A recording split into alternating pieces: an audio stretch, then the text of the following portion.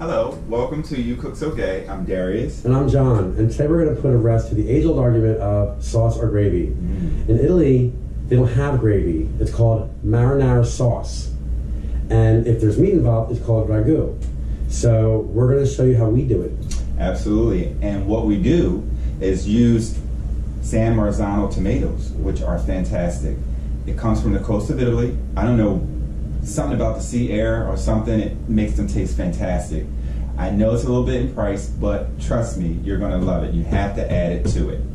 Also, we're going to use 4 teaspoons of garlic. We're going to use some fresh basil. We have a bunch of parsley there. You want to use it on stems, so the magic. Take all the stems away. Yes, nothing. And you also want to use a salt and pepper to taste. And for the meatballs, they're a little more involved, but they're absolutely spectacular. We use 1 pound of pork, 1 pound of ground beef, 1 pound of ground veal. So you have 3 pounds of meat, then 3 eggs, a half a bunch of parsley. We're using 4 slices of bread with the crust cut off, 1 cup of milk, a teaspoon of minced garlic, and then a cup of Pecorino Romano cheese, and 2 cups of Reggiano Parmesan. And the reason you use less Pecorino Romano is because it's really salty. So we don't even add salt to the meatballs. You don't need to. And it's a sheep's milk, so it's, it has a very strong taste. They're both amazing cheeses, and you should really try to get them pre-ground. Don't use like green can or the jars of already ground stuff. Get the real stuff. Yeah, absolutely. So right, let's get started. Yeah. Awesome. Okay. So I'll grind these. And you want to make sure you get. I mean, it takes it a little bit of time. It's kind of a pain in the butt. But you don't have stems in it. Like, just take the time and get rid of all the stems, because you don't want stems poking on your meatballs. It's not pretty. So we have a little Cuisinart here. You can chop it by hand, but we're trying to save some time.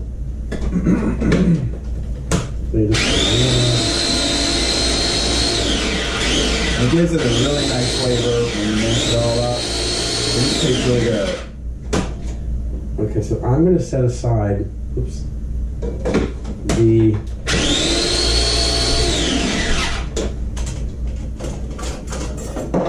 some of it for the meatballs. So I just need, was it 4 teaspoons? Mm-hmm.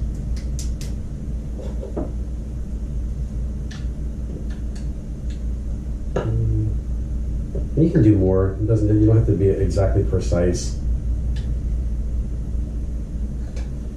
And then the rest of this we're going to put right in the meat.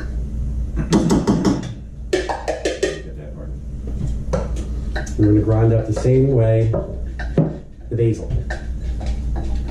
We grow it in our yard. We use it all summer long. We make pesto. I think something. Sorry I'll have to show you the pesto recipe too. I think it's something about when you grow your own herbs. It's, I don't know, it's 1,000 times better. It tastes so good, robust. It smells so good. You can start it in there. The meatballs.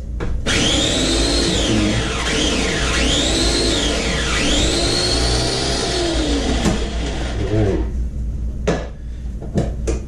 Basil ground. Now we need 4 tablespoons of this for the marinara.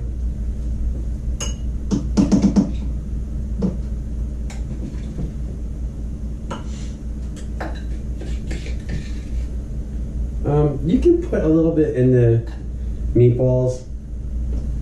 Oh, there's a little bit. So now with the bread, you're going to take 1 cup of milk. Can you grab the big measuring cup? And you're going to put the 1 cup of milk and then drench these in before you put them into meatballs. Otherwise, you'll have clumps of bread looking through your meatball, and it'll be little white spots and patches. So we're going to put 1 cup of milk in here, and then sop it all up with these and throw them in there.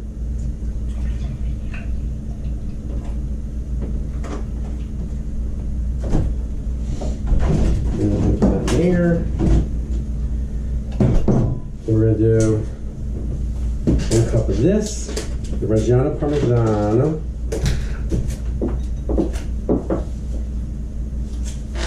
2 cups of that, I'm sorry. Okay. 2 cups. I had this fresh ground yesterday. I don't like to buy already ground, like and locatelli and stuff that comes already pre-ground, because it loses its flavor. And this guy ground it right in front of me over on Passion Ave. That cheese shop is my obsession. It's like stepping back in time. Yeah. Aromas following down halls. I guess I should have thought about doing this before. All right. And then dig out 1 cup of that. Now the flour you need because the meatballs are really, really soft. So we're gonna, you can't even really roll them in your hands. So we're gonna like take little blobs and kind of make them round and then toss them in the flour. And that's gonna give it some body so when we fry them, they'll stay together and they won't stick to the pan. You can start mixing that if you want. Okay. I need the garlic. The garlic. Yeah. This is 00 flour, so this is like super duper fine. It's like almost like talcum powder. And we're just gonna put some in a bowl to roll the meatballs in afterwards. And they're gonna look scary like little snowballs, but they come out really amazing. And they're really soft. They're and the flavor is just magical. Yeah. Now again, we're gonna use jarred mince because it's just easy, and I know that it's like taboo if you're Italian, but I'm not. I'm French and English, so we're gonna use a jarred. I can't There's stand. nothing wrong with that. Yeah, I can't stand when my fingers reek of garlic after I chop one up. But it has the same aroma. Everything is good. So now we're gonna mix it up. All right. Mix it to double check. We got everything. The parsley's in there, the bread's in there, the milk, check, garlic, cheese, check, and all the meat. So we're back. As you can see, we've been busy making our meatballs. We have been using tablespoons of amount of the meat mixture and then rolling them up as best you can, and then just roll them in the flour and stack them up so you're prepared to cook them. Yeah. So the magic of TV, we've done a lot, as you can see, but we'll just show you just a little bit. Okay? And then we're going to heat up some canola oil and brown them in that. And you don't want to crowd the pan, so it's full of meatballs. You want to have a little bit of room for them to sweat and breathe, and so you can flip them more easily. Right. And on your spoon, you just want to have just enough on there to cover it. But you can make your meatballs any size. If you want big tennis ball sized meatballs, we like this. We like them a little smaller, like a golf ball. Yeah. We like them dainty. A lot more, yeah. You roll them in the flour. And just how's that? Awesome.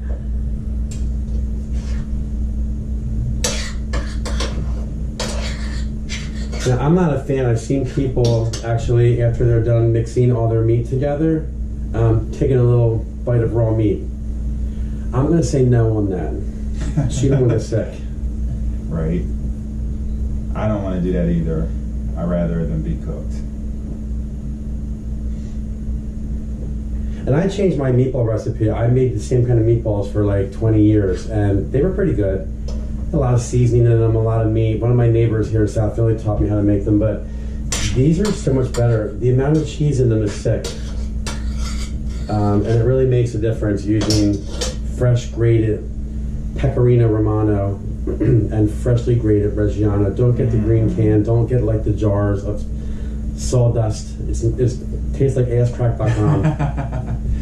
These smell amazing. All right, so we're going to actually heat up our oil and start to fry them. And while we're frying the meatballs, we're also going to show you how to make the sauce. So stay tuned. Yep. All right, so we're back. We're adding our meatballs to canola oil and letting them fry just to get golden brown. We rolled them up. They look fantastic. Don't crowd them. Leave them a little room to breathe.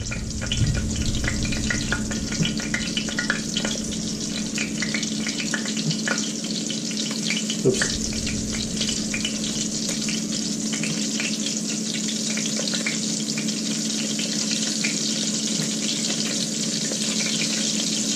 Some people choose to bake their meatballs, and that's fine, but I prefer them fried. I like them a little more crunchy. I like that too. But when they're done, they just really look nice and golden brown. Tastes heavenly.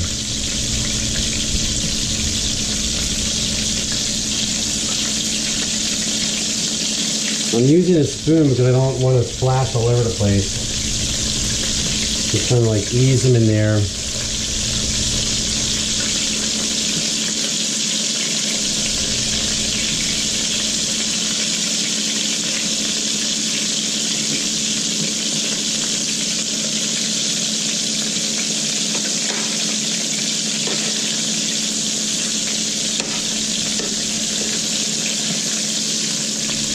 Oh God, this cheese smells amazing cooking.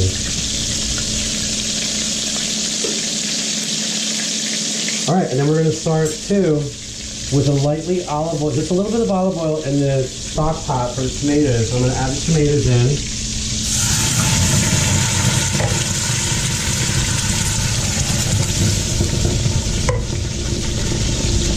There's a little bit of basil in these cans already. Got my trusty giant spoon I got in Cinque Terre. Last September we were in Italy for 2 weeks before we got married. Now these are whole tomatoes, you can see. So we're going to bring them to a nice boil and let them like cook down a little bit. Then we're going to take an immersion blender and blend the whole thing up. So then I'm just going to put in our parsley and our basil, and then like a nice, a little bit of garlic. I used to make gravy before the sauce with a lot of seasonings, but you don't really need to with this because the tomatoes taste so amazing. And this is it. That's it. That's the magic. You just cook this down and you cook it really low and slow. You don't rush it. Look at the meatballs. They're really working out there. Furiously cooking, girl. So now we're going to flip them over. And you just want to get them a little crunchy and a little crispy on the outside. When you add all the meat, it brings the temperature of the oil down. So it takes a few minutes to like get back up to where you need it. And if you don't cook them the whole way through, you can always add them to the sauce and cook them in that a little bit. Oh my God, John, it smells so good. It's going to taste even better. My mouth is already salivating for some.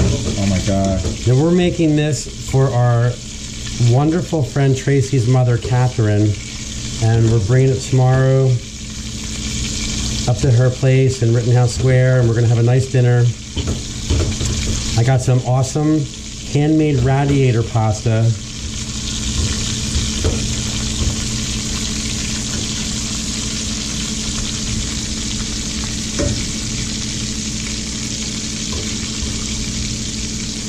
So that's that. Now we're gonna like take a little break, cook all the meatballs. Guys, as you can see, we started to saute our meatballs in canola oil.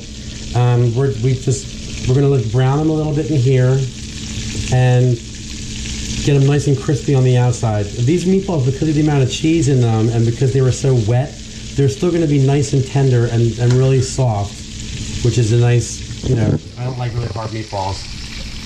So, and then we also started our sauce by adding San Marzano tomatoes to a little bit of olive oil.